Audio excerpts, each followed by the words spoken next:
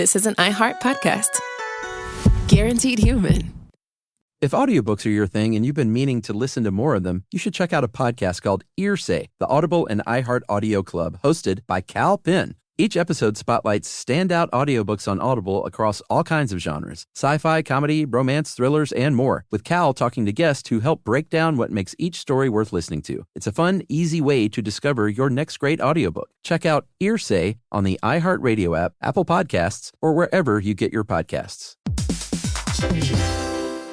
Dell PCs with Intel Inside are built for the moments that matter, for the moments you plan and the ones you don't. Built for the busy days that turn into all-night study sessions, the moment you're working from a cafe and realize every outlet's taken. Yeah, the times you're deep in your flow and the absolute last thing you need is an auto update throwing off your momentum. That's why Dell builds tech that adapts to the way you actually work. Built with a long-lasting battery so you're not scrambling for the closest outlet, and built-in intelligence that makes updates around your schedule, not in the middle of it. That's right. They don't build tech just for tech's sake. They build it for you. Find technology built for the way you work at Dell.com/Dell PCs.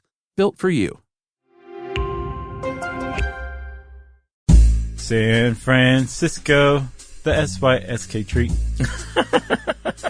Yes, San Francisco, Oakland, the entire Bay Area, and dare I say, all of Silicon Valley. Yeah. We love you, and we're coming back to Sketchfest this year in January. Yeah, we're going to be there on Sunday, January 15th at 1 p.m., a very rare afternoon show. Yeah. And we will be ready to go. So you guys better be drunk from the night before or getting drunk for that evening. Yeah. However it crosses over. I think it'll be proof positive that we endorse afternoon drinking. You know? Yeah. Oh, you know, a couple of drinks maybe. Sure. Maybe a Bloody Mary. What were we talking about? Oh, yeah, we're promoting our show.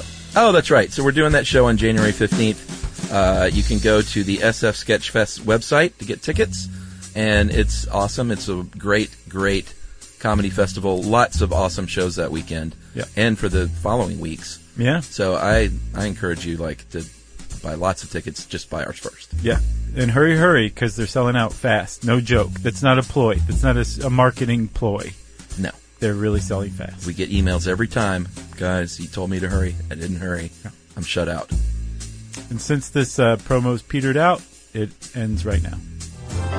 Welcome to Stuff You Should Know from HowStuffWorks.com.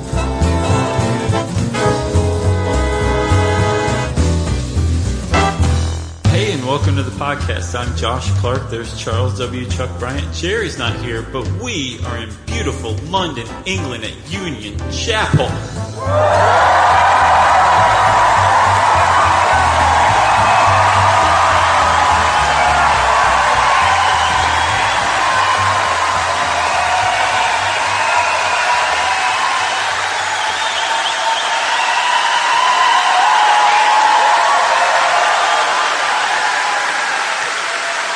Not bad.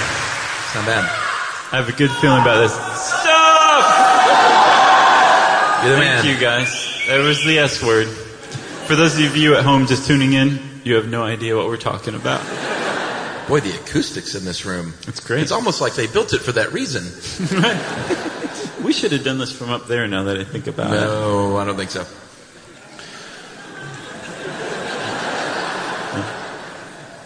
I worked out a deal. Say what? No. Don't respond. Please come up here and tell the crowd what you just said. So we're doing a podcast. We like to start it out, get you all laughing, and then bring you down. And that's what we're going to do right now, because we're talking about grave robbing tonight. Yeah. There's a long, rich history in this country, actually. There really is. As you will see. Yeah. And you probably already know this. Yeah, you guys were probably taught this from like 3rd grade on. Or year 3. Yeah? I don't know. We're from America. I think Germany's landlocked, for God's sake. So we did a lot of research on this show, and we found that actually grave robbing is this huge huge amorphous topic. Like the Egyptians were really big into burying people with these elaborate graves, and then they were equally into breaking in and robbing those graves, right? The field of archaeology is basically grave robbing in academia. There's this really, really great video that I really strongly want to recommend to anybody who has an interest in grave robbing? That, yes, sure. Okay. But alternately, if you have a very dark sense of humor, you will love grave robbing for morons. It's this weird bootleg video from like the 80s, maybe 90s, where this very disturbing young man is explaining how to extort money from people by robbing their family's graves. And he holds up jawbones and stuff while he's doing it. It's just right when you leave here, go watch Grave Robbing for Morons. But we realized, like, this is too unwieldy. This is like a 5-hour show. It's not. They may sit there for 5 hours, but by God, they're going to be really unhappy after hour 2. So we decided we were going to whittle it down to 2 hours. And it was kind of easy because it turns out that there has never been a period in human history where a dead body has had more monetary value and hence more likely to be dug up from a fresh grave than in the late 18th and early 19th century in the Isles and in America. And I like to call it the golden age of grave robbing. Josh did this research and he put this together and he actually capitalized that. So I thought it was really called the golden age of grave robbing. He fooled me. I said, no, well, that's remarkable. I didn't know you could have a golden age of something terrible. But I'll go with it. And you said, no, I just capitalized it. Yeah. Well, if you capitalize it, it legitimizes it for sure. Exactly. I bought it. So we're going to go back in time. We're going to all get in the Wayback Machine. Which is the stone edifice right here. It is. Everyone file in. There's plenty of room, believe me.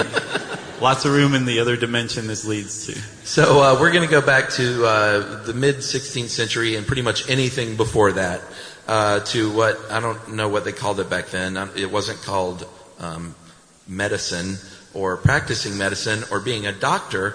In fact, I don't even think they had the word doctor yet. Did they? Or did they? No. No.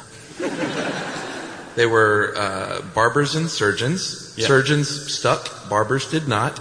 For obvious reasons. Well, barbers stuck. Yeah, there's still barbers around, yeah, but just not in the way that you think of. If your barber's cutting you open, he's not doing his job very well these days. And apothecaries and witches. And that's who was practicing early medicine. And things were going pretty well for a while. They figured out that the human body ran on the 4 humors. And they were wrong because the 4 humors are blood, as we all know. Well, that's right. Like, that was pretty sharp of them back then. Not too bad. Phlegm. It is a thing. We can all agree. And then the 2 biles, yellow bile and black bile. And that was it. That was the human body. You had the 4 humors, and that's how all this stuff worked out. Well, that, and they figured out that the kidneys made pee. Right. And they were like, it was actually this guy named Galen. He was working in the 1st century CE, and he figured all this out and said, job well done. This is human anatomy. And for 1,400 years, they said, we don't need to go back and double check his work. Let's just take his word for it. This is how the human body works. And then finally, one day somebody was like, I'm not sure this is correct. Sure, maybe the kidneys make pee and maybe blood is kind of important, but black bile, I don't even know what that is. I think we need to cut open more people. And they looked around and they said, who are the people who should be doing this? Who should we entrust cutting open dead bodies to? And they said, barber surgeons. You guys amputate people without any sort of anesthesia. We should probably let you do it. Yeah, because if you want to know how this works, you need to open it up and see what's in there. Mm-hmm. Kind of like just lifting the bonnet or the boot? Bonnet. Well, what the hell is the boot? I think the boot's the trunk. Yeah, we got that wrong in our big tour announcement. Remember that? Oh, that's not surprising. Yeah. I've said a few other words on the podcast that mean something different here. All apologies. Oh, yeah. Trust me, I get the emails. I understand these words mean something different. Now. No offense. So they realized you needed to peek under the hood, as we would say in the States, and see what's going on. Let's just stick to that. Yeah, let's stick to what we know. So eventually they were doing this a little bit, and they realized they needed more bodies if they were really going to advance medicine and learn things. And so in 1540 there was a king you might have heard of called Henry VIII. Or very famous dude. VII. And he said, here's what I'll do. I'm going to grant the monopoly on cadavers, on bodies, to the barbers and surgeons. And they said, oh my gosh, that's great. Thank you so much. Uh-huh. How many do we get a year? 4. 4. Oh, okay, thank you. 4 bodies a year. I don't know if that's going to do it, but thanks. It was a pretty good start, and but it clearly wasn't nearly enough. And these early dissections amounted to not much more than just kind of opening the body up and looking to see what was in there and lifting organs out and showing people. Because they'd all learned Galen. Yeah, pretty much. So like the dissections amounted to this. Yeah.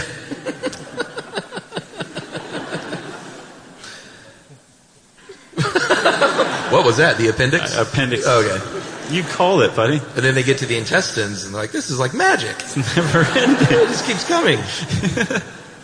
So it was a little bit just like early surgical theater. They would display these organs, and no one really knew how things worked back then. It was pretty clear that you needed more bodies if we were going to get anywhere. Everyone wanted to live longer, and a few people knew that this was kind of the way to do it. Right. So they were like, who do we hate? Who do we hate? Murderers. Everybody hates murderers. And King George III, another king, King George III, he said, I'm going to pass this thing called the Murder Act. And the Murder Act basically said, if you were convicted of murder, not only were you going to be hung, but we're going to die. Hanged. Is it? Yeah, 2 different meanings. Yeah, I guess. If you get to be hung, we're going to dissect you after you're dead. Because I'm not. I'm George III. Is that a fact?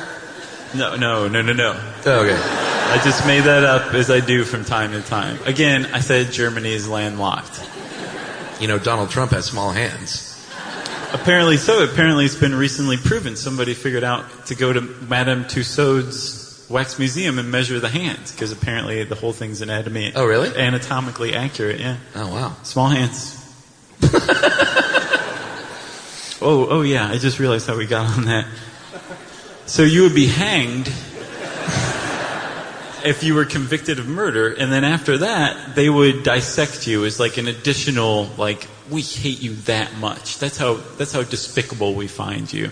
So it really kind of opened the floodgates of the bodies a little more. Sure. We're talking like 30, 40 more bodies. And we found out actually in researching this that you could, during certain periods of time, you could say, I don't want to be executed. Send me to America instead when you were convicted of murder. And we're like, wait. I thought Australia was a penal colony. No, apparently both were. Did you guys know that? No? Okay, good. Because I was going to say, they don't teach us that in America.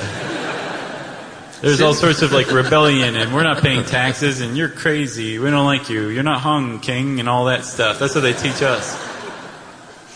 We're in a church. Send me to the coast of California for my punishment. Exactly. You got any suntan lotion? So eventually things were progressing a little bit medically, and they actually started founding medical schools. The first medical schools rose out of the hospitals. They dropped the barbers. The surgeon said, I think the word surgeon is going to be the one that people are going to think is legit. So barbers, you just go cut your hair and maybe do a little bleeding on the side for a little while. And we're going to found these medical schools, and these students were expected to show up with bodies. I don't know how they do it in university over here when you start school, if you have to buy your books. In the United States, you have to buy your books each semester. But back then, it was BYOB in medical school, and you had to show up with your own body. And there was a weird loophole at the time in English law where it was not actually illegal to steal a body. Grave robbing had been going on for a long, long time, but it wasn't for the bodies. It was for jewels or any kind of valuables that the humans were buried with, and which happened all the time, because people would, the treasures of the family would be buried with the body a lot of times. And other people wanted those treasures. Exactly. So they would steal those, but now for the first time, bodies were valuable. But there was this loophole: as long as you returned the valuables, you could actually steal the body, and technically, it wasn't illegal. Because the body couldn't own itself. It wasn't property. Exactly. So therefore, it couldn't be stolen. So if you were caught with just the body, yes, and it was totally naked, and its clothes were back in the grave, they'd kind of be like, well, hey, no law broken.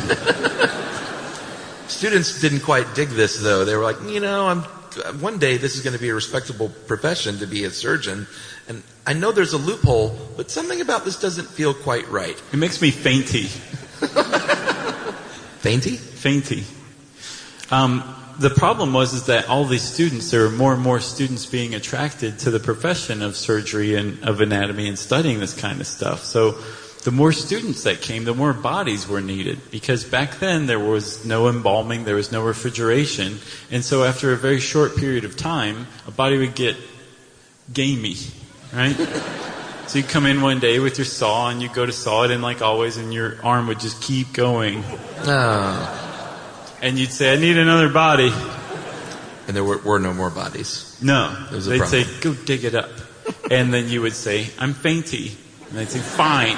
Who else can we get to do this? Criminals.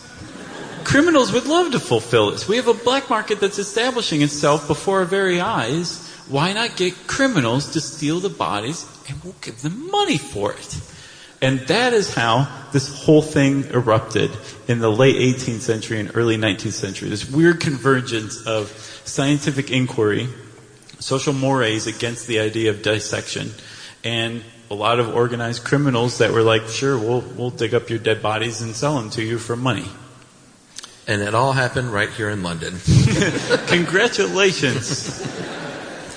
So one of the first gangs that emerged was called the London Borough Gang. Borough Gang. We've been instructed how to say this. Yeah, been saying borough like dumb Americans. And our lighting guy last night said, fellas, come over here. And he said it with a great accent, but I'm not going to try and do it. He pulled Chuck's beard.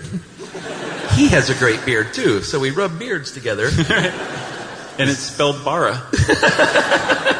It did. So the London Borough Gang was operating right here, and there was a man who started this gang named Ben Crouch. Any Crouches in the audience? That's probably good. No Crouches. No one's going to admit it, at least. And he worked at Guy's Hospital, and I was right next to that today, by the way. Oh, yeah? Did you dig around anywhere? No, I didn't realize it. Emily and I were just walking along, and I looked up, and there was Guy's Hospital. That's neat. And I say, I know what used to happen here many years ago. Mm-hmm. Great things. Sure. But this one dude, he was kind of a rat. He worked at Guy's Hospital, and he had met some buddies in the Peninsular Wars fighting Napoleon. And what they were really good at on the battlefield was ravaging bodies and like pulling out gold teeth and fillings and kind of just robbing these bodies. And he said, I think I can take this back home, fellas, and we can get a gang together and we can really make good use of all this stuff. So he got his buddies, and they kind of found their go-to graveyards. And he was, for a grave robber, a pretty underhanded dude. Which is super, super underhanded. Yeah, believe it or not. But he was good at it. He would find out what graves were like other grave robbers were robbing, and he would go to them, and he would desecrate the graves and basically draw a lot of attention to those graveyards so they wouldn't be able to operate in those graves. Right. So he was trying to just kind of keep the cottage industry in-house. Right, exactly. Yeah. And he was really good at it. He actually came to be known as the Corpse King. And he would even make his wife call him that. He'd be like, don't you mean, do you want shepherd's pie for dinner tonight, Corpse King? And she'd be like, yes, that's what I meant. And he'd say, yes. So Ben Crouch was so good at what he did. That was good. He was so good at what he did that he actually was able to retire a wealthy man from grave robbing. But that was not the end of the Borough Gang. He passed the reins on to one Patrick Murphy. Any Murphys? Oh, you should have heard it in Dublin. There's one Murphy here. Come on. He's like, Nope. Yeah, they're all over Dublin. So Murphy was even a bigger creep. He would do things like, he had a bunch of like underhanded things he would do. He would, let's say, sell a body to a hospital and then go back in and break in and steal that body from that hospital that night and then sell it to another hospital the next day before it had a chance to be dissected. Underhanded. He was very underhanded. He also would keep surgeons in line, right? Like, he found out that some surgeon had bought like a bunch of bodies for some students, and he and his gang broke into the anatomy school that night and mutilated the bodies so they would be unusable, which is not cool. And then there was this one anatomist who, I've never gotten to the bottom of why they didn't like this guy, but they didn't. They once delivered a body to the guy that he had ordered, and it was delivered naked in a sack, as they customarily were, because you couldn't steal anything from the grave. And the guy put the body on the slab, and the anatomist came over and was about to cut into him, and the body sat bolt upright. It turned out it was just a man that the gang had knocked unconscious and delivered and sold to this guy. And apparently he ran out of the house naked, scared to death, down the street. I'm not dead yet. Right. You will be soon. I'm feeling much better. That's 2 Monty Python references. I'm going to go for 3. Yeah. Care for enough to do a mint, sir. That was Meaning of Life, right?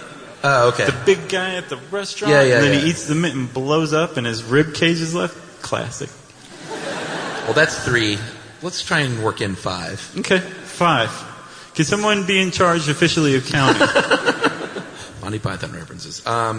This was happening all over the UK, by the way, and it was also happening right in our own United States. And in fact, it was happening in our very home state of Georgia, in Augusta, at the Medical College of Georgia, which is still there today. And there was a man, well, I was about to say working there. He was a slave. And he was owned by the Medical College of Georgia. It's all very sad. He was a slave owned by the medical school, and it was illegal to teach a slave to read at the time, which is even more sad.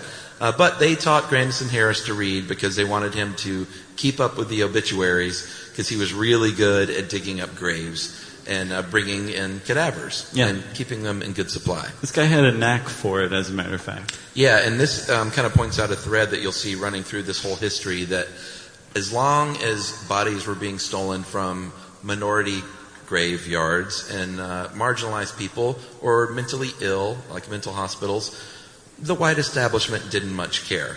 So only when things started happening in the white communities did people really start to get upset. And you'll see that a little later. Yeah. But this is definitely what was going on with Grandison Harris. Right. So everybody, if you will reach under your pew, you'll find a little pad of paper and a pen, because this is a part where we teach you how to rob a grave. There is no pad of paper, by the way. You get a pad. You get a pad. Was that Oprah? Mm-hmm. It was a half-hearted Oprah, but yeah, it was Oprah. Well, you don't want to go full Oprah. No, it gets loud. That's embarrassing. Unless you're Oprah. So here's how you do it. Typically this happens at night, and you would think, duh, of course. But there was a member of the Borough Gang named Tom Light who wasn't the sharpest knife in the drawer. And he was actually arrested in broad daylight walking through London with a cart full of dead bodies. And the cops came up and said, this is highly illegal. Tom Light's like, oi, can't you see they're naked? Yeah. Yeah, I didn't steal any jewels. So you go at night.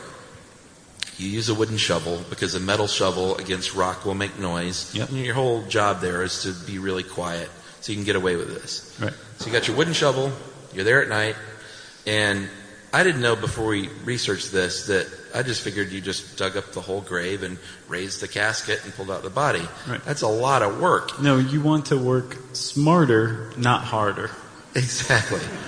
So you would just dig that first third. You would find the headstone, which ideally is where the head of the body is, unless your family has a weird sense of humor. And you would dig down that first third only, and you would dig down until you reach the casket. and you would expose the casket, and you would pry that up and snap the lid off of that first third, because all the dirt is on the lower 2/3, and then there's this. Or this. Yeah. I don't think the eyes are open. If they were alive when they were buried, they were. I've seen movies, you do like that, and then the eyes close. Unless you bury them while they're alive. So the body's there. Oh. Why are the arms like this? I don't know. I'm not sure how they do it. What did you do? That's not bad. It's like they were happy or something. Right. Either way, they would run a rope under the body, under the arms, and they would just pull the body out the upper third, and then you've got your body. You would, I imagine they stole valuables. I mean, come on. I know there was a loophole, but if there were valuables, they probably took them. But the thing was, if they were caught stealing the valuables, they would be hanged. If they were caught with the body, no, they wouldn't be. That's right. So they would strip the body down, put it in a sack, put everything back in the grave, and rebury it as best they could so no one would ever know they were there. That is ideally how it would go down. And our buddy Grandison Harris actually was supposedly so good at this that he would memorize the floral arrangements before he desecrated the grave so that when he reburied it, he could remember exactly what it looked like when he put it all back together. Because if you were a decent resurrectionist, which is what they call these guys, and now that I say decent, that's probably not the best word. If you were good at what you did as a resurrectionist, the whole point is that no one would ever know that you'd broken into this grave. Yeah. And we're saying guys a lot. We try to keep things in our show like, say, men and women. But let's be honest, women were always way more decent. They wouldn't do something like this even back then. Like they're doing it now. I just realized when I said that how that sounded. Most grave robbers these days are women. Ever since the 70s. Come a long way, baby. So, was that ad? Never mind. Here's what also happened. People were stealing bodies out of graves, but it was a lot of work. So some enterprising dude said, here's what we'll do. Let's just forget the graveyards, and let's just find out when people have died. They kind of live out in the sticks in rural areas, and we'll just go pretend to be a family member, and they're really poor, and they won't know. And we'll say, we'll take care of the body for you. And they would just take the body right away from the family, and then that's it. They would have the body, no muss, no fuss. Right. And somebody would be like, who is that took the body? I don't care. They took the body. I don't have to bury the body, so do you care? No, I don't care. Well, I don't care either, then shut up. That's how those conversations went. Yeah, we found actual text. You could also go into the hospitals, the big hospitals like Guy's and London City Hospital had like their own graveyard. So indigent patients who died there would just be buried there free of charge. And I'm sure the grave robbers were like, what are you doing?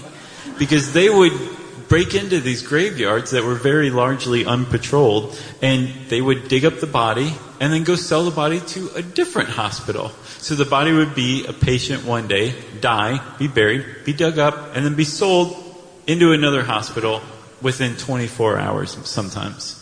Yeah, but what that does do is underscores how they revered the body and they respected the dead body, because you would think the hospital would just think, no one's claiming this body, I've got a cadaver on my hands, we can use this for medical research. But no, they would still bury the body, which kind of was the tone of what was going on. Sure, yeah. So this was, I know Murphy's contemporary, or predecessor at least, retired wealthy, Mr. Crouch.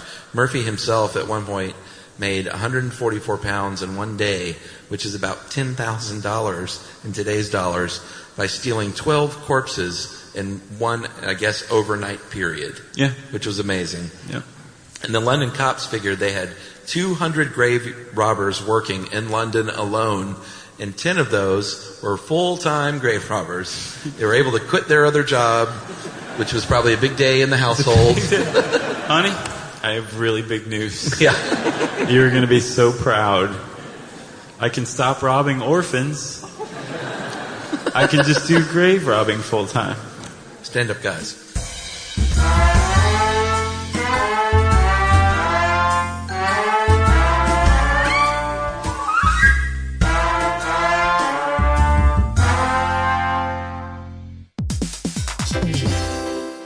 Hey everybody, we're here to talk to you about Wayfair, who believes that spaces should be functional, they should be comfortable, they should be well-designed, and they can be well-designed by you with their help. Your updated space should feel more comfortable, inviting, and practical for everyday use. And we're talking about outdoor seating. We're talking about grills. We're talking about major appliances. If you need storage solutions, Wayfair can help you out. Patio lighting, rugs, decor. It is your one-stop shop for home. Yeah. I mean, it's getting nice out, so it's time to think about living outdoors for the next few months. And Wayfair knows that outdoor furniture, it's heavy, it's intimidating to assemble. So Wayfair has stepped in and said, we're going to handle the hard part so you don't have to. That's right. You can shop Wayfair Verified, your shortcut to the good stuff. And that means their team of product specialists are going to vet everything by hand using a 10-point inspection, testing things like, quality materials, functionality and features, and even how long it takes to build that piece of furniture. And the overall experience save time, reduce hassle, and improved convenience. Patio season is here, and these deals won't last. So head to wayfair.com right now to get your outdoor space ready for way less. That's WAYFAIR.com. Wayfair, every style, every home. Have you ever invested in something that seemed incredible at first but didn't live up to the hype? Well, marketers know that feeling. They optimize for the numbers that look great, impressions, reach, and reacts. But when they don't show revenue, well, that's a not-so-great conversation with the CFO. LinkedIn has a word for that: bull spend. That's right, because you need to invest in what looks good to your CFO. LinkedIn Ads generates the highest ROAS, 121% of all major ad networks. You can reach the right buyers with LinkedIn Ads, and you can target by company, industry, job title, and more. So cut the bull spend. Advertise on LinkedIn, the network that works for you. Spend $250 on your first campaign on LinkedIn Ads and get a $250 credit for the next one. Just go to linkedin.com/SYSK. That's linkedin.com/SYSK. Terms and conditions apply. Learning stuff with Joshua and Charles. Stuff you should know. So this was going on way back then, obviously, but evidence of this we have found over the years kind of recently at the Medical College of Georgia. Well, here's the thing. If you go to renovate the basement of your really old hospital, just get ready for what you're going to find down there. It's not just a matter of tearing up the tile floors and ripping down the drywall. You start digging around in the basement of an old hospital, you're going to find some horrors going on. And they did this in 1989 at the Medical College of Georgia and found 10,000 bones just scattered in the basement of who knows who. And so, at some point, the idea that surgery and anatomy was based on stolen bodies was lost to humanity, right? So when this kind of thing comes out these days, everyone's like, oh, they're serial killers. And then somebody who's actually studied history comes forward and says, no, actually, I got some weird news about surgery and anatomy. They would steal the bodies, cut them open, and then just mass bury the bones. And everyone would say, oh my God, that's crazy. And then they'd sit there for a second, and then they forget what they just heard and go back to normal. Then a few years later, somebody else would discover some bones somewhere else. Like on Craven Street, in the house where Ben Franklin rented for 27 years, right? Yeah, where is Craven Street? Is there no longer a Craven Street?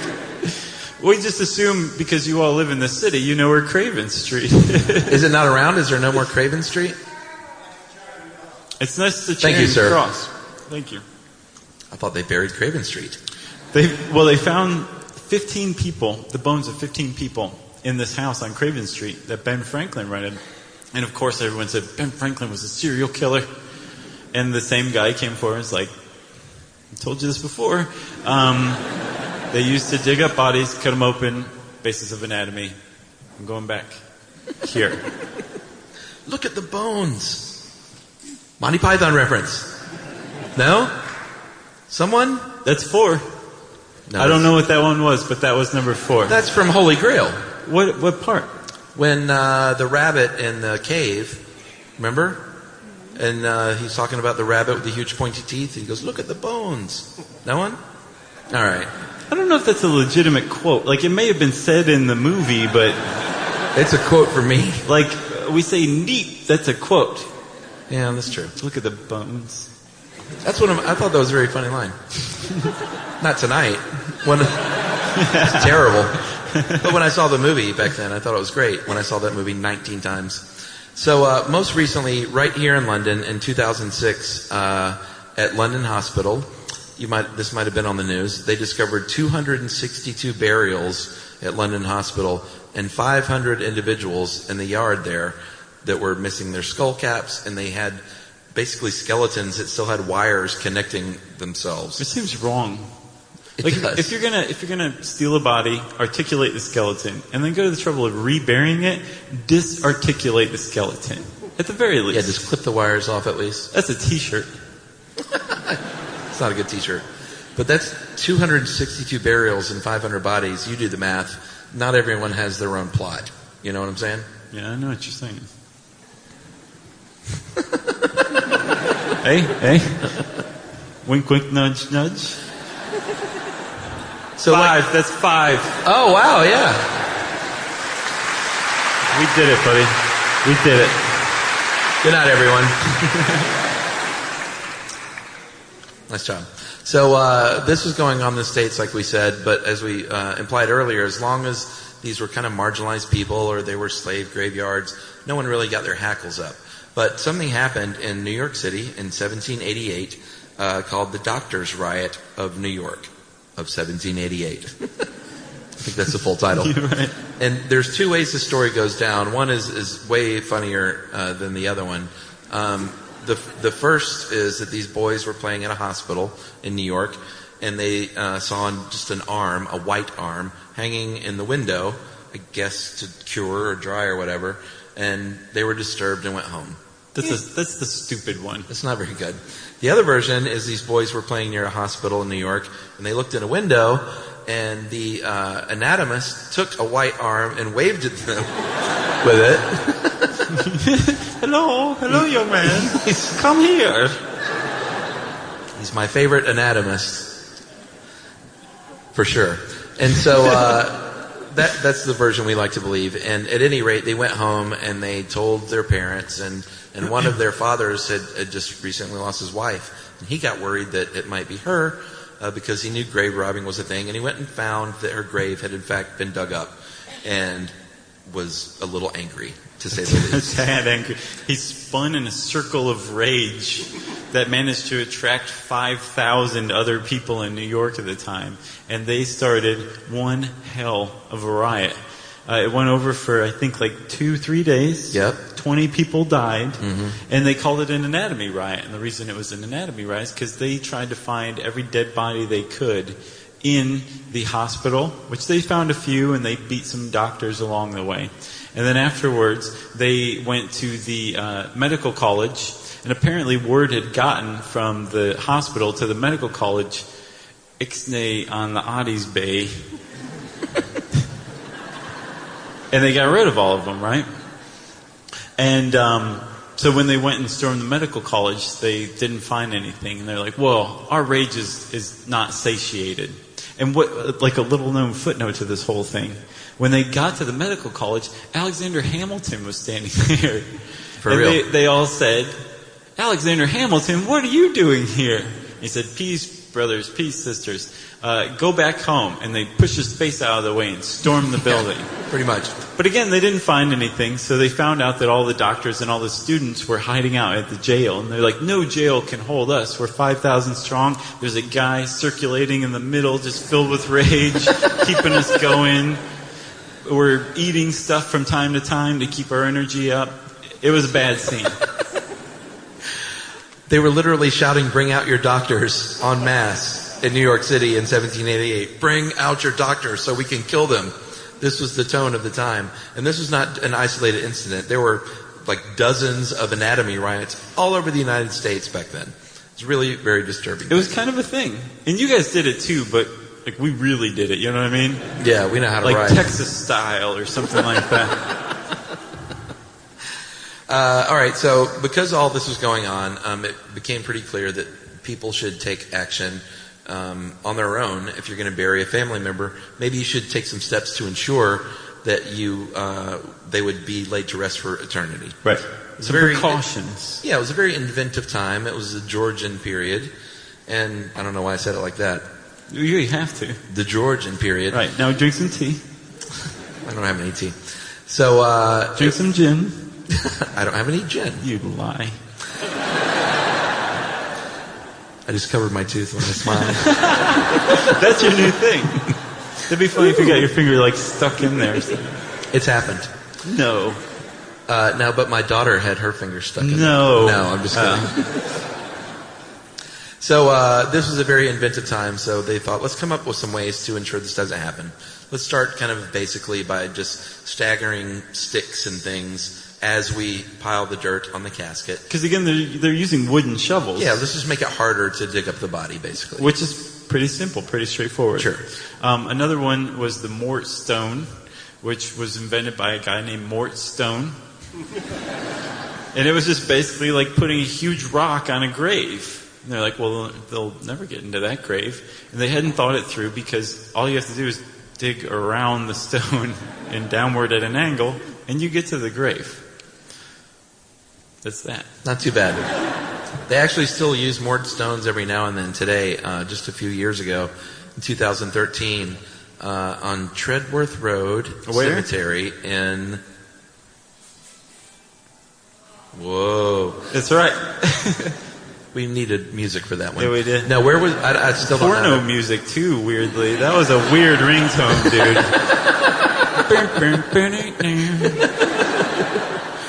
I still don't know how to pronounce this. You do, too.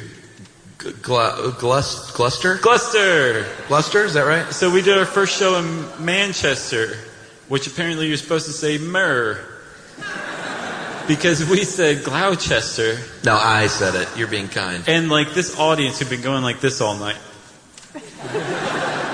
Suddenly, we're pointing and laughing like they were townspeople in Springfield on The Simpsons. And somebody had just pantsed us. It was like that. The biggest reaction anyone has ever gotten from a crowd in Manchester, we got. And it was at our expense. Pointing and laughing. Because we said Gloucester, which is just so funny. And then we went to Scotland and they said, it's Gloucester. Phlegm came up. But they didn't point and laugh when they did it. So, Treadworth Road Cemetery in Gloucester. One Miss Betty Brazil and Henry Brazil were buried together, and apparently the word had gotten around that they were buried with a lot of valuables. So, someone tried to dig them up because the jewels down there, and I don't think they actually got finished at night, so the sun started to rise, and they put a recycling bin over the hole and said, we're going to come back later tonight. And that worked for a little while, but I don't think they got the body, right? No, they worked for like 10 minutes until the sun came fully up. Right. And someone saw the recycling bin and said, someone just tried to rob this grave.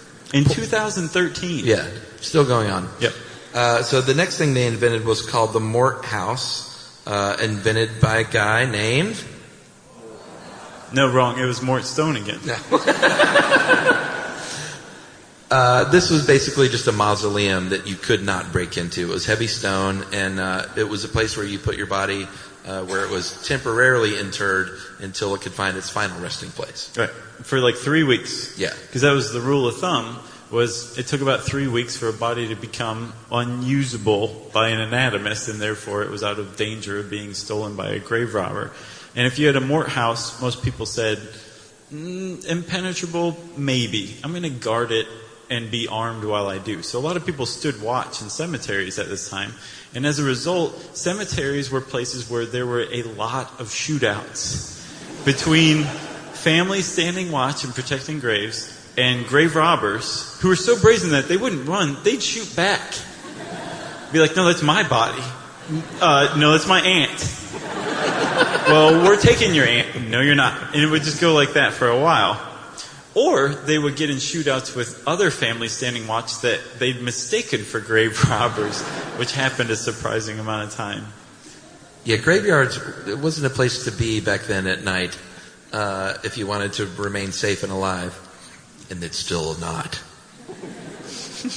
So they had this other thing called a set gun. It had been around since about the 15th century. And a set gun is basically, or in this case, a grave gun, a gun that you don't need to man. You set it up, or woman. Oh, yeah, that's true. You would set it up on top of the grave, and it could spin in a circle, it's like on a tripod, and it had a triangulated tripwire.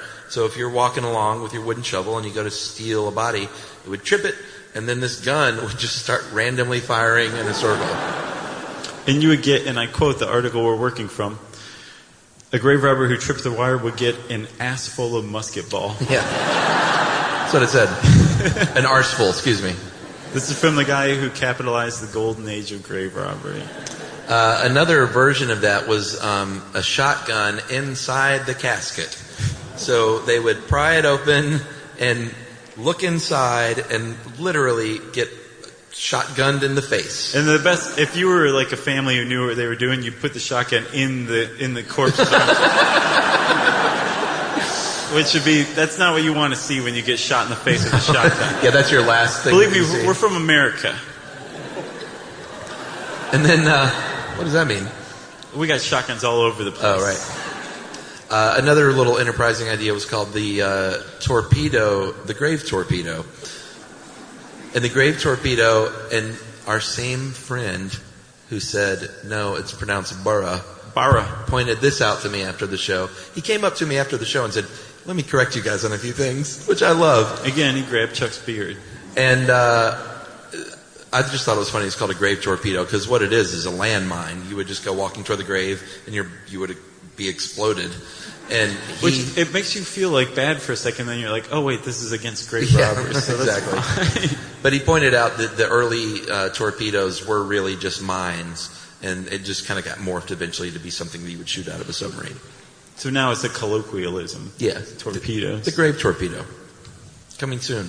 So one of the things that somebody was inevitably going to hit on was, yeah, it's all fine and good, breaking into a grave, having to dig past sticks, maybe around a mort stone. I could possibly get a shotgun blast to the face from a shotgun being held by a corpse that I'm trying to steal. I'm getting shot at by the family members. It's an honest day's work, but is it worth it? So, like I say, it's inevitable that somebody was eventually going to be like, why don't I just murder somebody and sell their body? I don't have to deal with any of that other stuff. I just have to kill them. I'm robbing graves already. It's not a huge step to just go ahead and murder somebody. And there were two guys in particular who were really famous for this kind of thing, for hitting upon this idea. And they were named William Burke and William Hare, or the two Bills as we call them.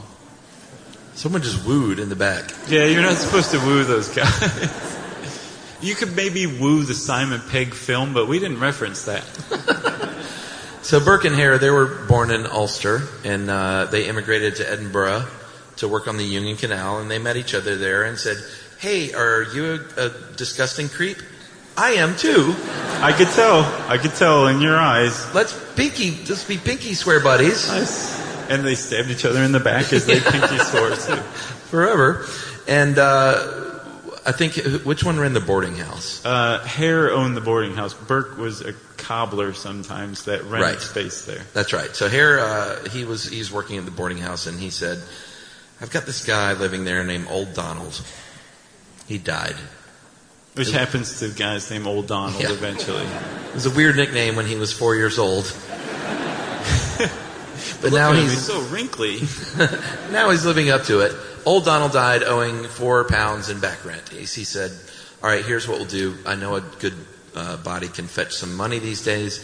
Let's find some other creep who's a doctor that we can sell it to. And they found a surgeon named Dr. Robert Knox, who, I don't know, you've seen a picture of this guy, right? Have you guys ever heard of this guy? Dr. Robert Knox? He is, I think, the archetype for the mad scientist, the creepy mad scientist. Like, there's one very famous, like, wood engraving of him. He's wearing, like, black leather gloves up to his elbow and those creepy sunglasses from the 19th century. It's like, what are you wearing those for, Doc? What are you hiding? And he was hiding plenty, believe me, right?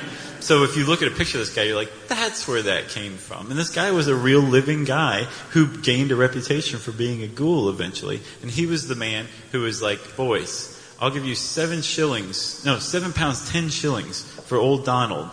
And keep them coming. I don't care where they come from. Just keep them coming. You see these sunglasses? I don't care where you get them. I just need more bodies. And Burke and Hare were like, that's great. We'll just go back to the boarding house and wait for somebody else to die. So they sat around for about like 5-6 minutes, and they're like, oh, 6A is very sick. maybe we should just hasten 6A's death. 6A is the place where the person dying was living. And so they went in and It's right said, next to 6B. Right. Uh-huh. But on the other side, no, this just starts there at 6A. So they went in and said, 6A, good to see you. Here's some gin. Just close your eyes while we do something real quick, okay? And one of them, I don't know who did what. Well, all right, let's say we're Birkin here. Okay. I would be the one to lay on the body to make sure it doesn't move. So I would just climb, I would lumber up on the body and just do this. Show him the tooth. Yeah. That is not what you want to see as you expire. That's the last thing you would see. And wink knowingly. You're about to die. And then I would come in. And my job would be to close the nostril and the mouth. Maybe say something reassuring like, you sleep now. You sleep forever. Get a little drool going. You sleep forever. And then that's how these people would die. Which is a terrible, terrible way to go. And they became so prolific and well known for this eventually that this process of murdering people and actually murdering people for their body so to sell it for dissection became known as burking. Yeah. It's not what you want named after you. A method of murder. No, if your last name becomes a verb. For murder. Well, for anything, unless it's really great. Well, yeah, sure. There's plenty of great things. Name one. Like somebody coming up to you on the street and giving you like a bunch of free candy. Candying? Sure. Well, clarking. That guy just clarked me. Oh, I love it when I get clarked down the street. You realize you have to do that to make that happen. I'm going to now. Good. You have a new life mission. To make your last name a verb. I need to get my hands on some candy. You do. What do you call candy here? Sweets. Oh, that's why that joke didn't go over quite as well. Now I understand. That guy just clarked me. He gave me some sweets. Fries are chips. Chips are crisps. Candy is sweets. Pudding is all dessert. Right? And pork pies, by the way, are the greatest thing you people have ever invented. You had some last night, right? Oh, yeah, I can't get enough. Somebody clark me with some pork pies. Please. I'm dead serious. We'll wait while you go to the store. What's up with the pork pie hat? Is it shaped like a pork pie? No? I guess roughly, maybe. Like the pork pie, it was round, but then it folded in on the edges, and I think a pork pie hat does that. So that might be it. Who cares? You can't eat a pork pie hat. Well, that's what you think. No, I've tried. I'm going to go to Haberdasher tomorrow. I'm going to inspect this firsthand. All right. That was another Monty Python reference. Haberdasher? Really? No. Oh, okay. All right. I thought you would know where I was going with it, and they would. I have no idea. Yeah. I just got lost. Where are we? All right, so they're burking people left and right. They killed about 15 people, at least, in Edinburgh over a 10-month period. And they got their girlfriends involved. They each found some nice ladies. They said, are you creepy? Because we are. And Burke hooked up with Helen, and Hare hooked up with Margaret. And they started including them in their little game of death. And they said, here's what we'll do. We'll just go out to a bar and we'll find some old woman who loves gin. Loves gin. And we'll just say, have another drink, have another drink. And you know what? You know where we have lots of gin is at my boarding house. So just come back with me late at night. And they would ply these old ladies and old men with booze, bring them back to the boarding house. I would lay on them. Yeah, I would come in. Shh, you sleep.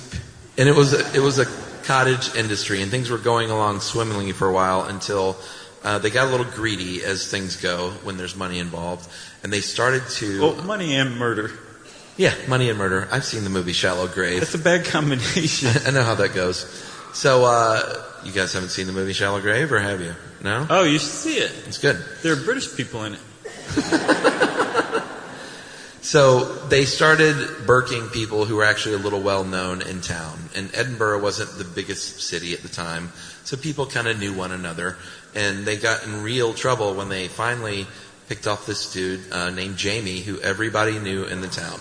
And it was bad news. Well, they didn't call him Jamie, they called him Daft Jamie. And today you would call him Savant with Autism Jamie. But they weren't quite as sensitive as we are today, so they called him Daft Jamie. Yes, we've advanced since then. And Jamie was this very beloved figure in the town. He would just kind of hang out in the downtown, old town, and people would say, "Hey, Jamie, here's a bunch of matches I just threw onto the ground. Can you count them real quick?" And he would calculate it, and they would say, "That's amazing. Here's a pork pie, buddy." And he'd say, "Thanks a lot." But he wasn't a beggar or anything like that. He just kind of hung out downtown. It was a fixture in town. His mother and his sister cared for him very well, and he was just beloved. So he ended up on Dr. Knox's table, and he was very recognizable, so much so that a colleague of Dr. Knox is like, "That's Daft Jamie. I didn't know he was sick." And Dr. Knox is like, "First of all, it's Savant with Autism, Jamie.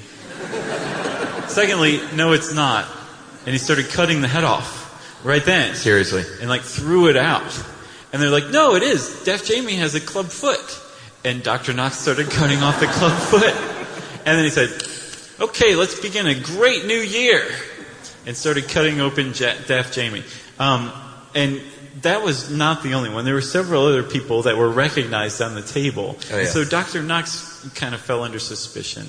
But it wasn't that ultimately led to their undoing. They just grew more and more careless over time and more suspicious of one another. So much so that it was Burke and Helen, right?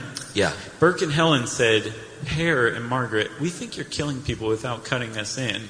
So I'm going to go open my own boarding house so we can kill in peace." Burke's House of Murder is what they called it. And then they were like, "Oh, it's terrible." And they crossed out murder and wrote fun underneath. And they started attracting boarders after that. So Burke's House of Murder and Fun is going on, and tea and biscuits.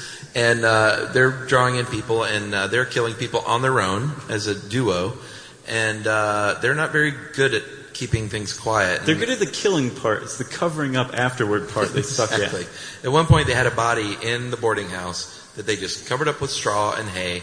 And one of the other boarders was just kind of cruising through the house. And they said, "I've noticed that big pile of hay has an arm coming out of it. It's a little weird. And I'm going to go call the cops." And they said, "No, don't do that. Here's what we'll do. And here's what we're doing. Let's give you a little dough. We're selling these bodies. It's for medicine. And we'll cut you in on this deal as long as you promise to not go to the police." And the lady backed slowly out of the room and said, "Sure, that sounds great. Just write a check and leave it under my door, and I'll be back soon." I have to go mail something. Because stamps.com wasn't invented yet. That's right. So she went right to the cops. And the Lord Advocate... We each get $15 for that. I wish. So the Lord Advocate in charge of Hare's case said, "You know what? I'm going to give you immunity. Here's a big offer. If you will turn King's witness against your pal Burke." And Hare quickly accepted, and I don't think the words were out of his mouth. He said, "Sure, I'm on board. I will testify against him." And that's what he did. And to this day, of the four, including the girlfriends, only one was actually tried and hanged. Hanged. Just Burke. Yep. And he was a very hated figure, as you can imagine. I think 20,000 people showed up for his hanging. His hanging. And... no, just hanging. And when he was hanged, afterward, they gave his body to the University of Edinburgh for dissection. Yeah. Cruel irony. And 40,000 people turned out to see his dissected body, actually. Yeah, and they just lifted the organs out. Showed everyone. So Hare, after a few years, he kind of tried to disappear, as you do when you're a creepy ghoul. And he went to work at a lime quarry, and the dudes that he worked with found out who he was, and kind of a mob justice took over, and they shoved him into the lime quarry, and he was blinded for the rest of his life. And we don't know if he was blinded from the lime, or they threw him into the core and he landed on his eyes on sharp rocks. But either way, he was blinded. He was blinded by the lime. You don't know. And then He actually eventually moved to the streets of London, which is what you do when you're blinded for life. When you're trying to reinvent yourself. And Dr. Knox as well, even. He was ruined in Scotland, and he moved to the streets of London to try and pick up his medical profession, which he did with pretty poor results. Right. But he did write a very well-received book on fishing. It's not a joke. I know. It's true. It's hilarious, but it's not a joke.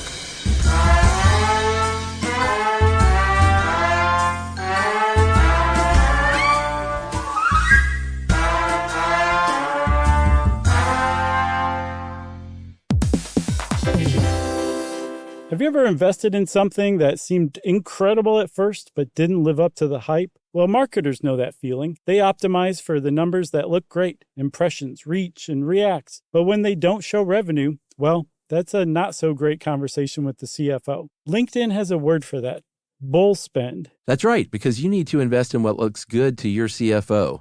LinkedIn Ads generates the highest ROAS, 121% of all major ad networks. You can reach the right buyers with LinkedIn Ads, and you can target by company, industry, job title, and more. So cut the bull spend. Advertise on LinkedIn, the network that works for you. Spend $250 on your first campaign on LinkedIn Ads and get a $250 credit for the next one. Just go to linkedin.com/SYSK. That's linkedin.com/SYSK. Terms and conditions apply.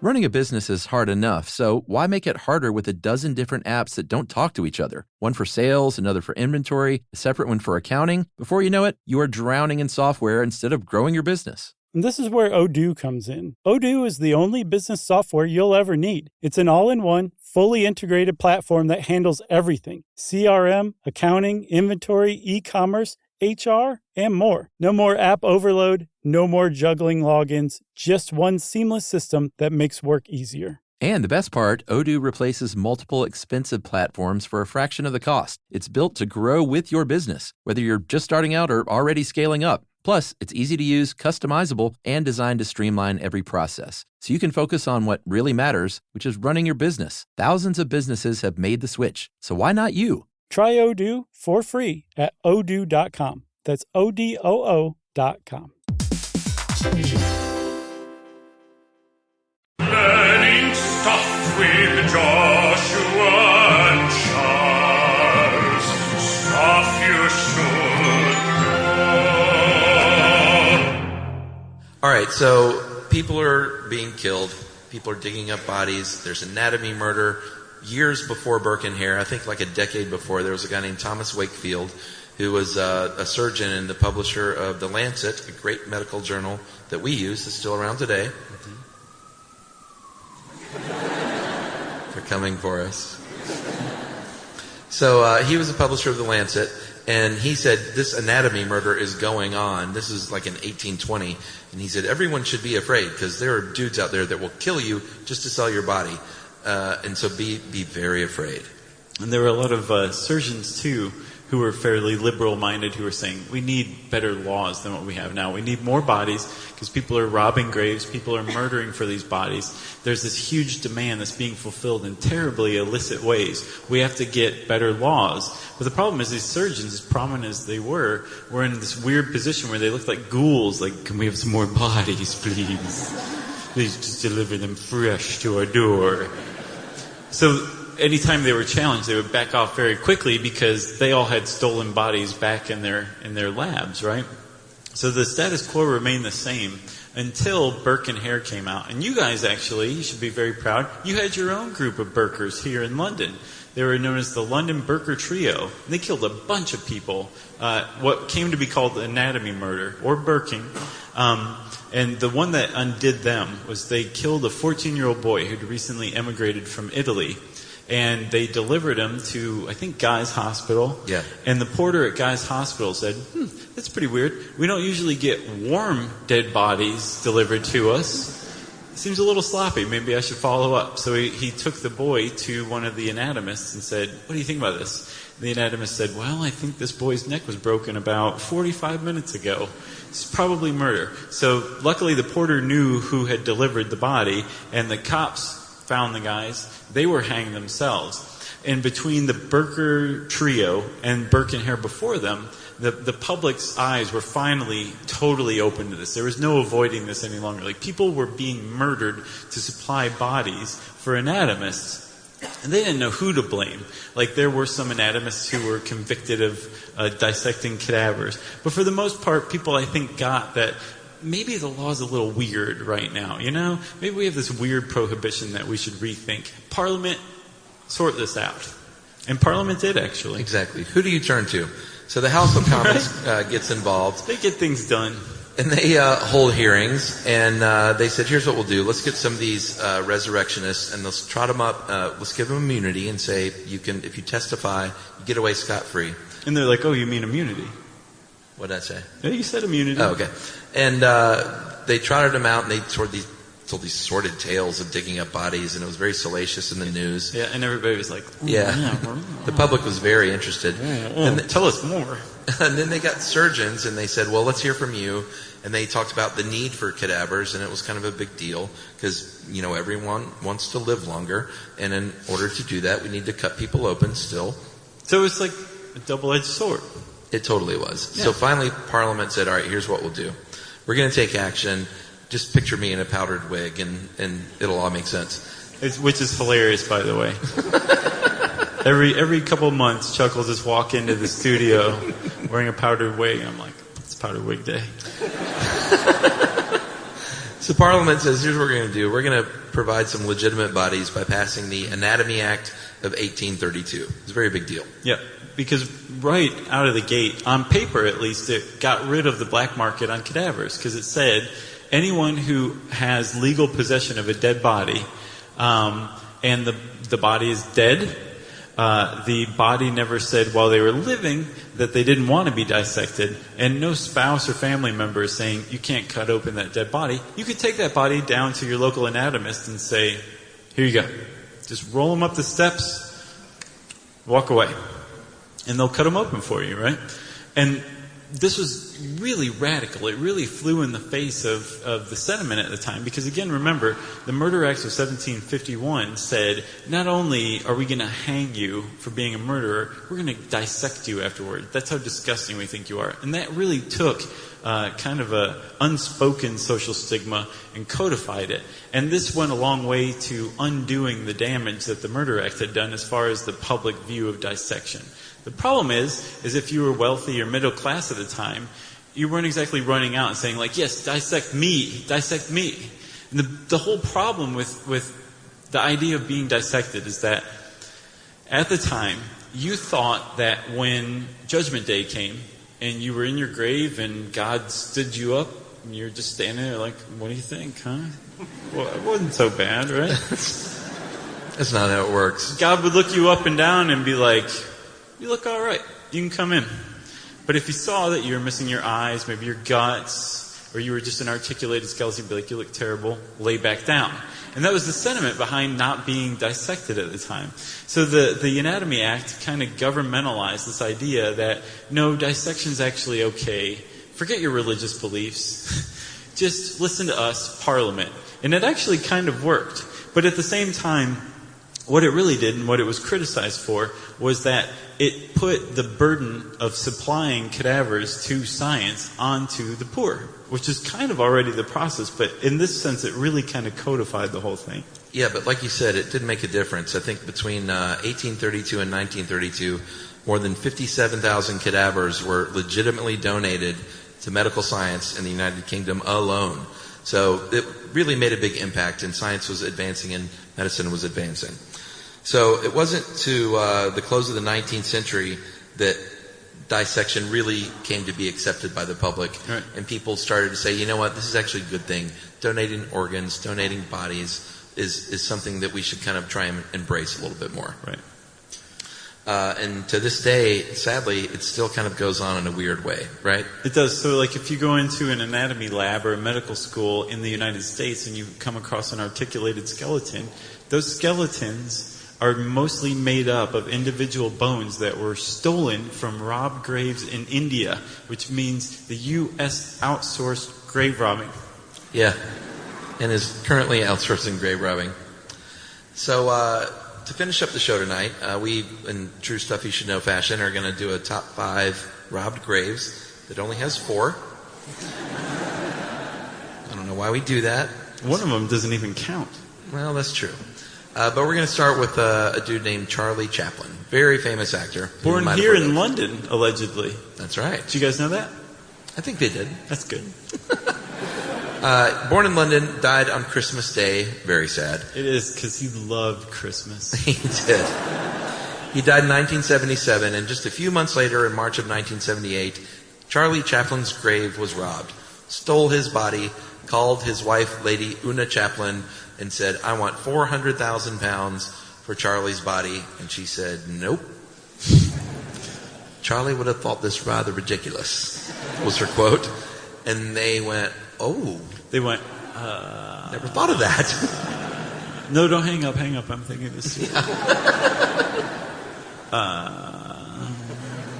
We have Charlie Chaplin's body now. Let me call you back. Yeah. Pretty much. So there were multiple sting operations that the cops would try to set up to try and catch these dudes. Never worked out. They never showed up. They kind of chickened out.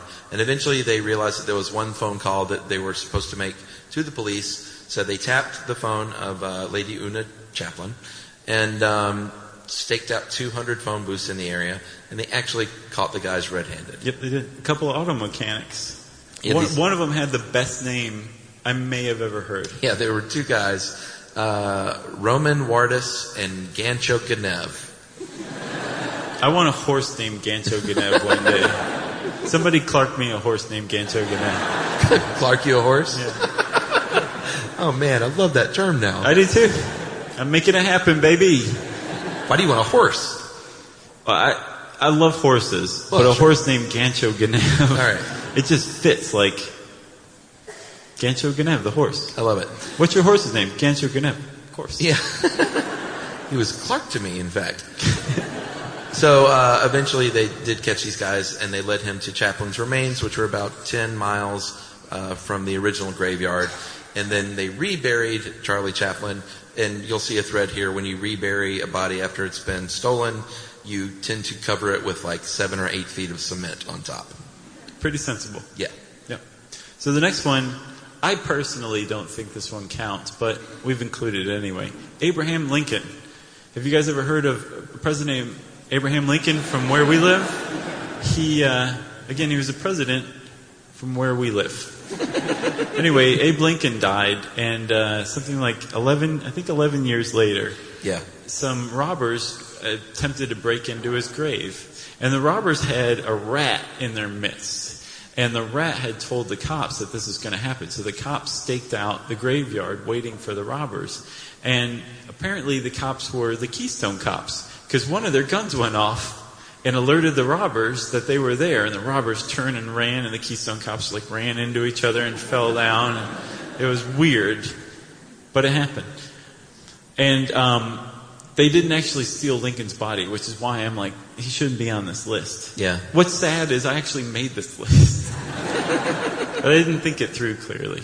Well, they got away for a little while, and after the robbery, his remains were reburied in the same mausoleum, but in the basement of the mausoleum. Which? Do you know how rich you have to be for your mausoleum to have its own basement? It's 6 rooms. Do you guys have basements here? Okay, all right, well, fine. You can imagine it. Pretty rich. Wait, what do you call a basement here? A barsement. A basement? A barsement. Do you call it a barsement? A basement? Cellar. Okay. Actually, in New England, that's what they call it too. That's where we live. Well, it's north of where we live. But in America, south of New England. What are you talking about? I don't know anymore. So they reburied him in the basement, and then eventually in 1901, his son, Robert Todd Lincoln, said, you know what, let's take him up from down there, and let's rebury him proper, and put the steel cage over him. And? Bolt that to the floor. And he's safe? No, and they poured cement over him. Oh yeah, which is what you do, as customary. And he's safe? So... What do you want to hear? I wasn't quite sure. So Gladys Hammond, a lady, and this was recently, you might have heard of this one. This was in 2004. She was dug up and held for ransom, but not for money, but to get the family to stop experimenting on guinea pigs. They were raising guinea pigs and selling them to medical science, and these animal rights activists stole her body and basically held her for ransom for this family to stop the family biz. And it worked. Well, it worked sort of. No, well, it did work. The family, the group of activists were called the Save the New Church Guinea Pigs, who you may have heard of. And have you guys heard of them?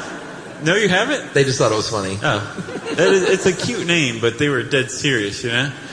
So they stole the body, held it for ransom, and the family said, okay, fine, we'll get out of the business. We're not going to breed guinea pigs for medical research anymore. We'll breed them to be dressed up like cowboys for children's parties.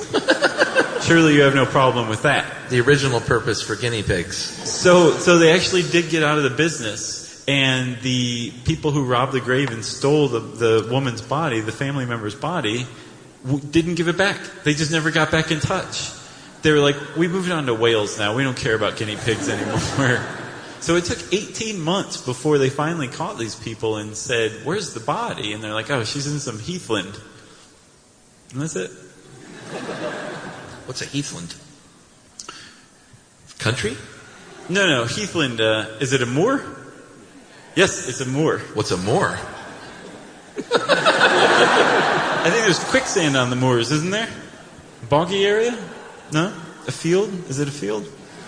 Why did we feel the need to rename everything?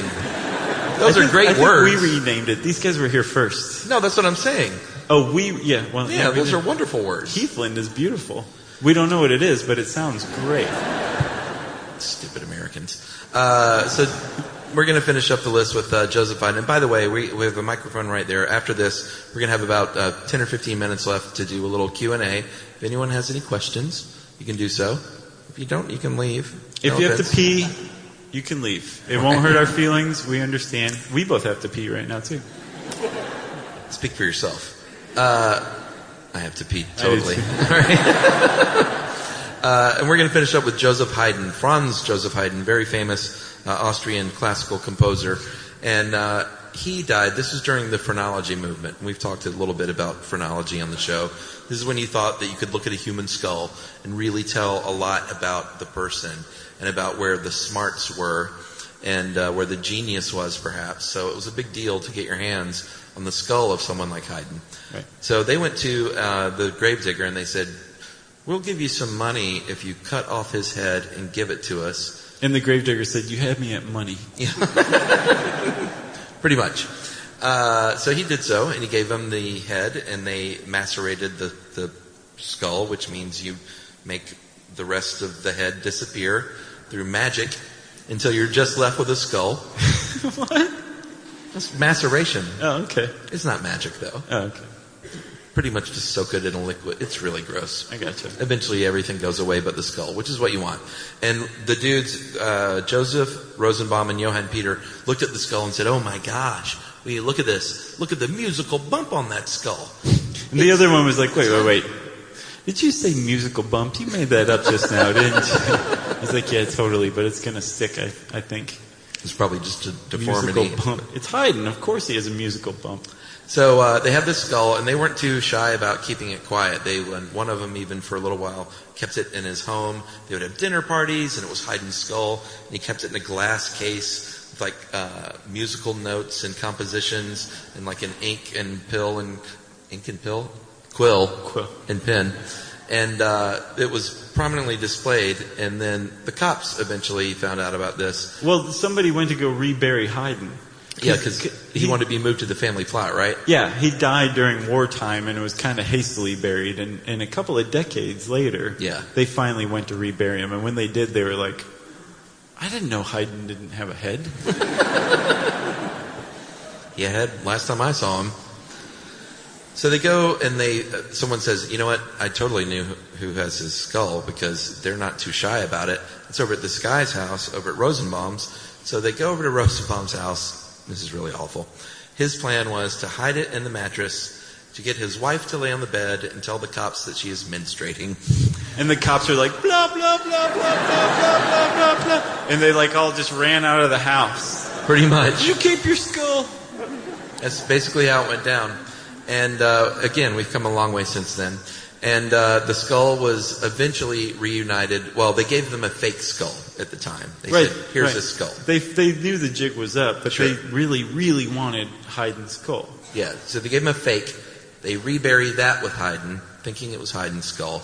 And then years later, in 1954, in fact, not that long ago, well, sort of a long time ago, but not on the grand scheme of things, they eventually find Haydn's real skull and rebury it, but they didn't know what to do with the old skull, so to this day... Well, not only that, I don't think it was that they didn't know what to do. I think they took Haydn's actual skull into his tomb, set it down, went to go shut the door, and turned around and was like, oh.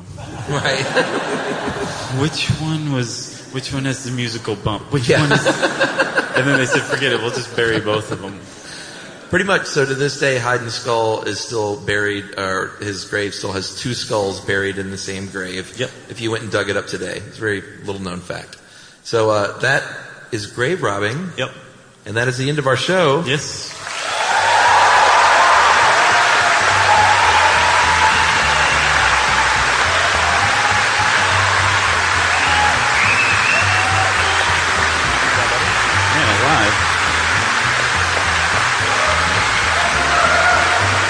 Thank you.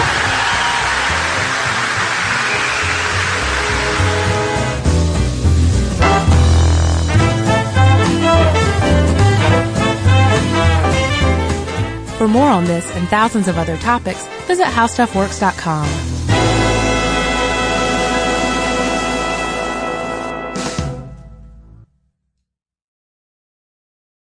Mom, can I have Lingo Kids? Dad, Lingo Kids, please!